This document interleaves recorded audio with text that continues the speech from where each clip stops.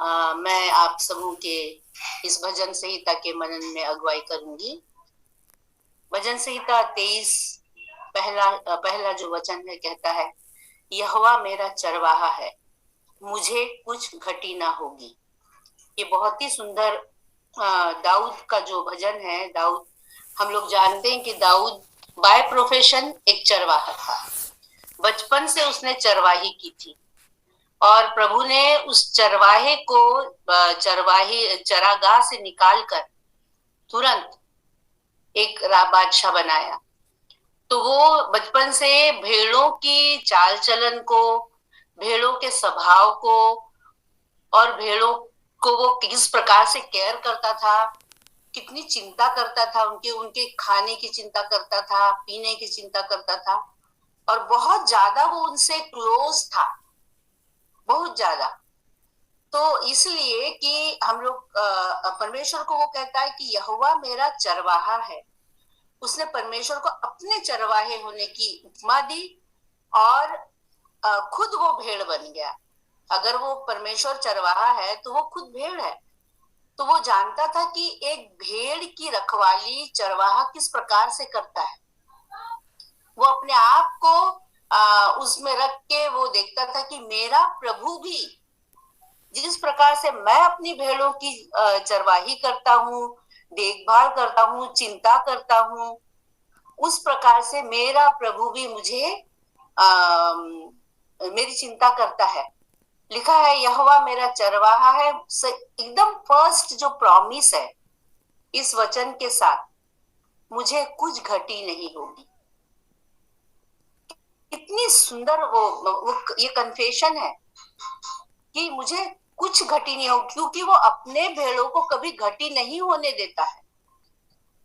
तो हमें भी अपने जीवन में यदि हम अपने परमेश्वर को चरवाहा बनाते हैं तो ये प्रॉमिस हमारे जीवन में पूरी होती है कि वो कभी हमें घटी नहीं होने देगा। यहोवा मेरा चरवाहा है, मुझे कुछ घटी ना होगी। वह मुझे हरी हरी चराइयों में बैठाता है, वह मुझे सुखदाई जल के झरने के पास ले चलता है, वह मेरे जी में जी ले आता है, धर्म के मार्गों में वह अपने नाम के निमित्त मेरी अगुवाई करता है।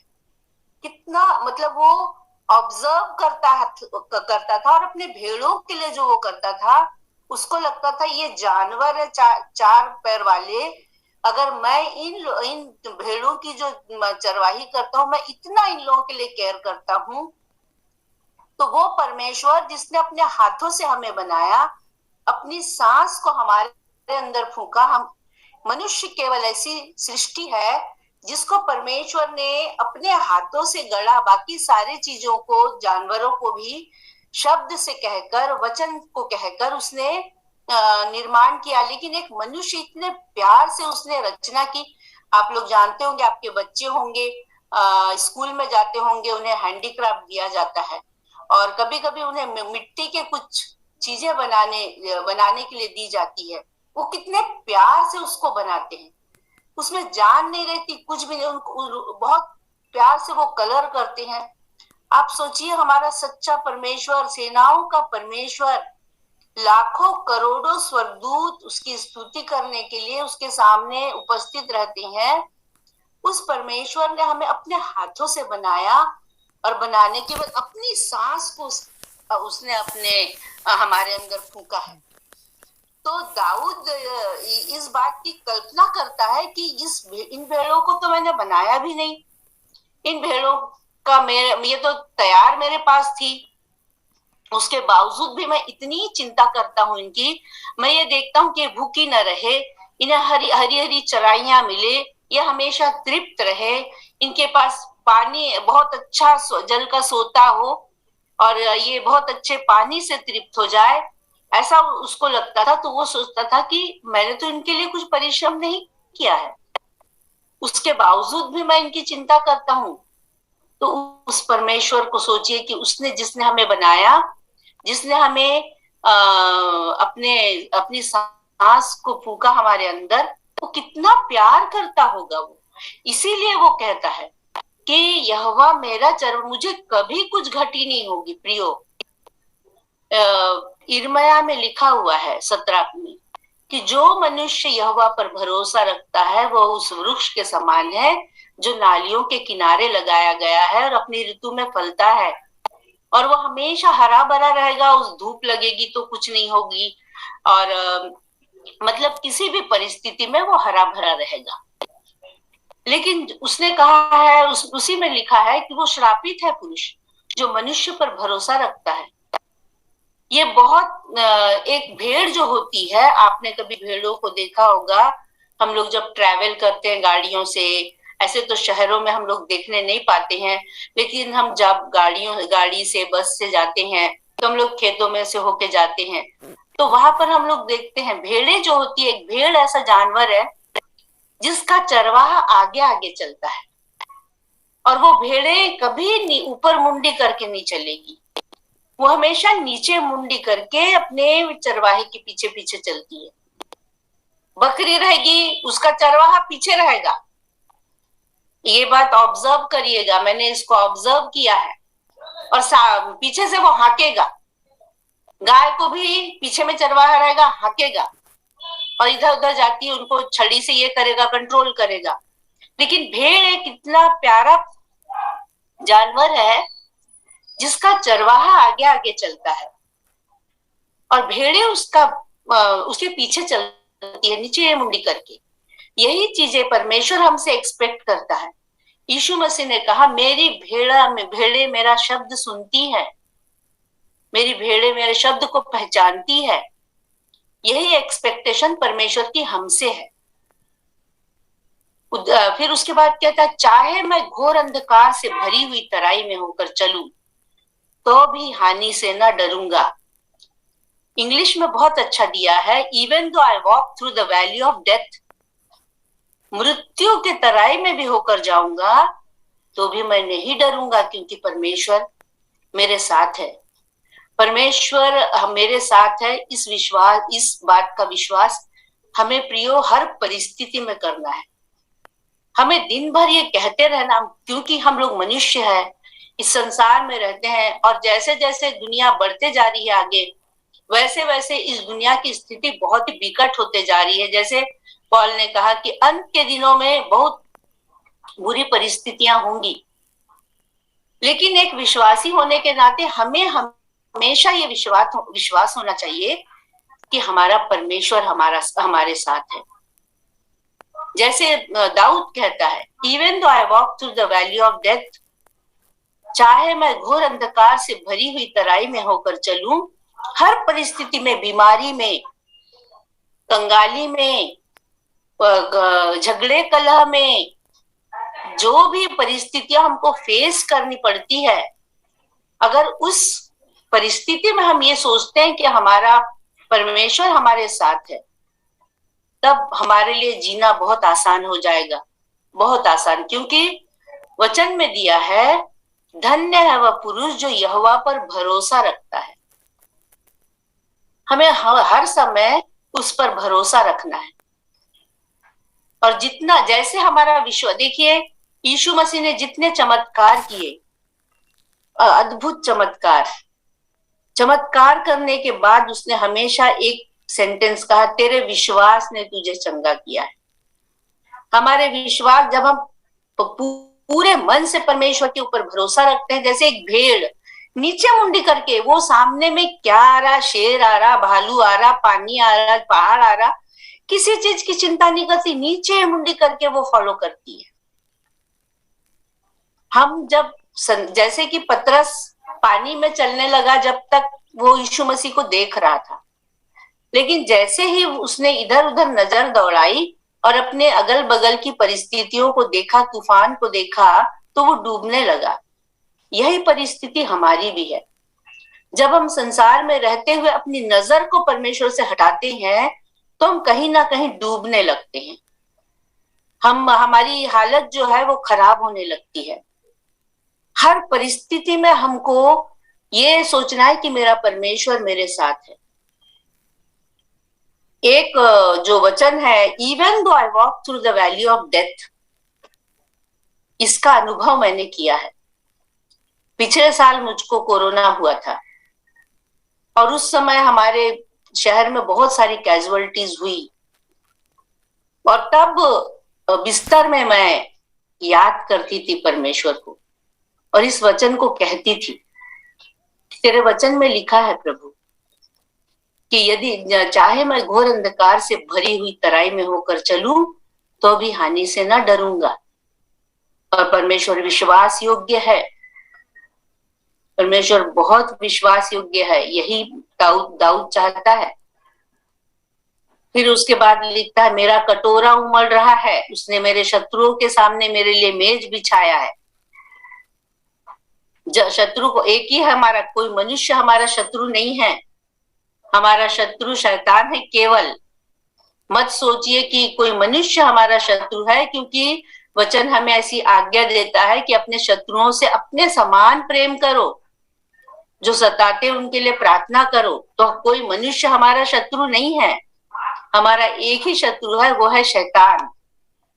तो वो कहता है कि शैतान शत्रु के सामने मेज को बिछाता है, मतलब वो शैतान जो है, जो हमको बीमारी के द्वारा, कंगाली के द्वारा, विभिन्न परिस्थितियों के द्वारा हमें गिराना चाहता है। और हमारा भरोसा यदि परमेश्वर है तो परमेश्वर हमें उन परिस्थितियों के ऊपर खड़ा करके, जयवंत करके उस शत्रु को लज्जित करता है। शत्रु के सामने मेज बिछाने का मतलब यही है। शैतान को तो बहुत खुशी होती है जब हम दुर्दशा में होते हैं, बीमार होते हैं, या अपने परिस्थितियों में उलझे होते हैं, हमारे घर में कंगाली आ जाती है, या हमारे बच्चे अनकंट्रोलेबल हो जाते हैं, आज्ञा नहीं मानते, तो हम बहुत सारी विभिन्न परिस्थितियों को झेलते हैं। तो शत्रु जो है वो बहुत खुश होता है, मतलब शैतान। पर जब हमारा फोकस, हमारा जो ध्यान है, हमारा भरोसा जो है परमेश्वर पर है, तो प्रभु कहता है कि शत्रु के सामने मेज को बिछाता है।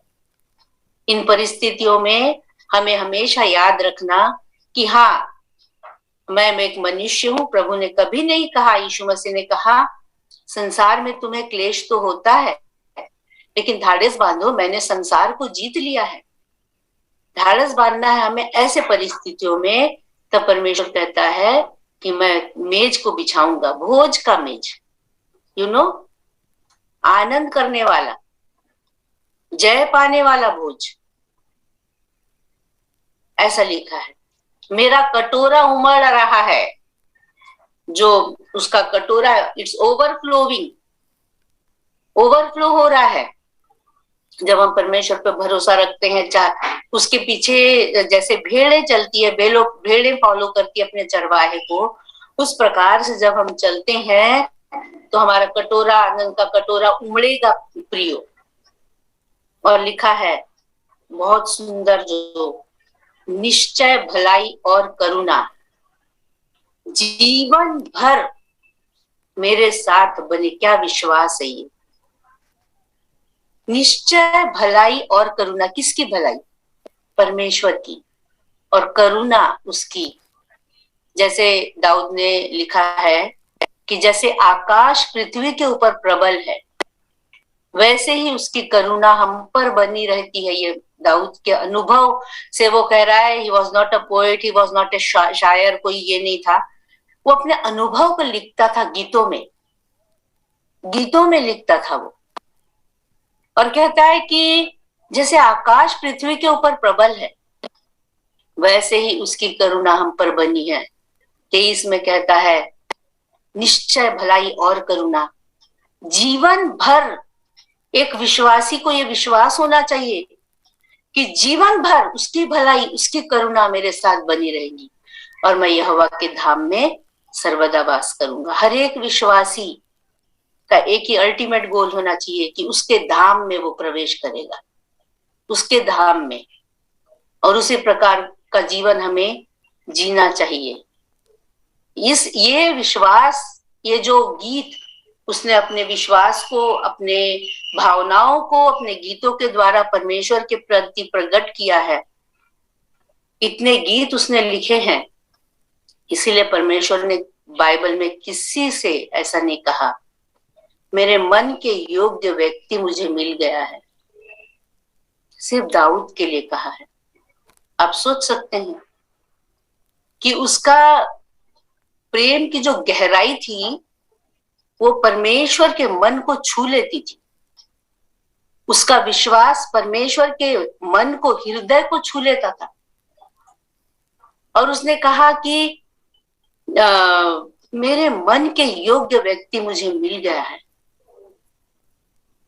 प्रियो, किसी बहुत सारे टैलेंट के द्वारा या हमारे पास बहुत सारे गुण हैं, हमारे पास बहुत ज्ञान है, हम परमेश्वर को इम्प्रेस नहीं कर सकते हैं।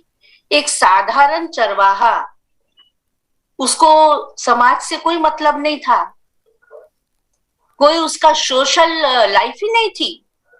दिन रात सुबह से जाता, भेड़ों को लेके तराई में जाता, पानी पिलाता, चराता। उस व्यक्ति को क्या सोशल लाइफ रहेगी? इसलिए तो शमूएल जब अभिषेक करने गया तो उसके पिताजी ने सारे भाइयों को भेजा, लेकिन ये उसको तो बुलाना भी मुनासिब नहीं समझा उसने। किसको बुला ले? वो मतलब he was so unimportant for his father also. उसके पिताजी के लिए भी वो इतना मतलब काबिल नहीं था कि उसने सोचा कि ये भविष्य वक्ता आया है तो चलो भाई बच्चे को भी बुला लो। नहीं, इस काबिल नहीं समझा, यू नो। लेकिन उसका जो दिल था ना परमेश्वर के इतने करीब था। और कितना सुंदर कहता, जब शमूएल एक एक भाइयों को देख रहा था तो उसके मन में लगता था यही होगा, इतना सुंदर है। परमेश्वर कहता था नहीं, तू इनके जो ये दिल डॉल दिख रहा है, बाहरी दिखावा जो दिख रहा है, उस पर मत जा। हम लोग आजकल बाहरी दिखावे में बहुत हम जाते हैं, जो बहुत चमत्कार हो रहा है, ये वो दुनिया भर का ताम झाम, उसको हम लोग बहुत इंपॉर्टेंस देते हैं, लेकिन हमारा प्रभु नहीं देता है। हमें इस बात को रियलाइज करने की जरूरत है कि इन दिखावे की चीजों से परमेश्वर को कोई मतलब नहीं है। हम अपने समाज में कितने प्रतिष्ठित है, कितने पॉपुलर है, हम अपने टैलेंट में कितने पॉपुलर है, हमारी कितनी पॉपुलैरिटी है, he has nothing to do with this, बिल्कुल भी नहीं। एक भेड़ की तरह उसके पीछे नीचे मुंडी करके उसकी आज्ञा का पालन करते हुए जीवन हम व्यतीत करेंगे, तब जो लास्ट वर्स है, निश्चय भलाई और करुणा, तब हम विश्वास कर सकते हैं। अगर बीच में ताम झाम में हम लोग चले गए, अपने मार्ग से हम लोग डिस्ट्रैक्ट हो गए, क्यों कहता है प्रभु कि अंत के दिन में मैं आऊंगा और भेड़ों को और बकरियों को अलग करूंगा? क्यों कहता है यीशु मसीह? भेड़ों और बकरियों को अलग किया जाएगा। भेड़े जो है अपने चरवाहे के पीछे आंख मूंद कर चलती है। शी नोज, वो इट नोज कि मेरा चरवाहा मेरी कभी हानि नहीं होने देगा। जो भी कठिनाइयां सामने आएगी, मेरा चरवाहा उसको फेस करेगा। पर बकरी बहुत चंचल होती है, उसके बकरी के पीछे में चरवाहा होता है। मारते मारते वो लोग को अगुवाई करना पड़ता है, तुरंत वो लोग डिस्ट्रैक्ट हो जाती है। डोंट बिकम बकरी, बकरी मत बनो, भेड़ बनो और प्रभु के पीछे सच्चाई से चलिए। और जैसे परमेश्वर का वचन कहता है, निश्चय भलाई और करुणा जीवन भर मेरे साथ साथ बनी रहेगी और मैं यहोवा के धाम में सर्वदा वास करूंगा। प्रियो, हमारा एक ही गोल होना चाहिए। लोग बहुत इन दिनों में हम लोग देख रहे हैं, पाप चरम सीमा पे है और बहुत मतलब दुनिया बहुत पाप की तरफ बहुत ज्यादा जा रही है। हमको डिस्ट्रैक्ट, हमारे बच्चों को डिस्ट्रैक्ट करने के लिए बहुत सारे साधन हैं, लेकिन हम एक सच्ची भेड़ के समान अपने चरवाहे के पीछे चलेंगे। जैसी जितनी प्रॉमिस उसने दी है, मुझे कभी घटी नहीं होगी, कभी घटी नहीं होगी आपको भी। चाहे मैं घोर अंधकार से भरी हुई तराई में होकर चलूं, तो भी हानि से नहीं डरूंगा। मेरे शत्रु के सामने वो मेज को बिछाएगा। इस सारी प्रतिज्ञाएं हमारे जीवन में पूरी हो जाएगी प्रियो, और निश्चय भलाई और करुणा जीवन भर हमारे साथ बनी रहेगी। परमेश्वर इन वचनों के द्वारा हम सबों को आशीष दे।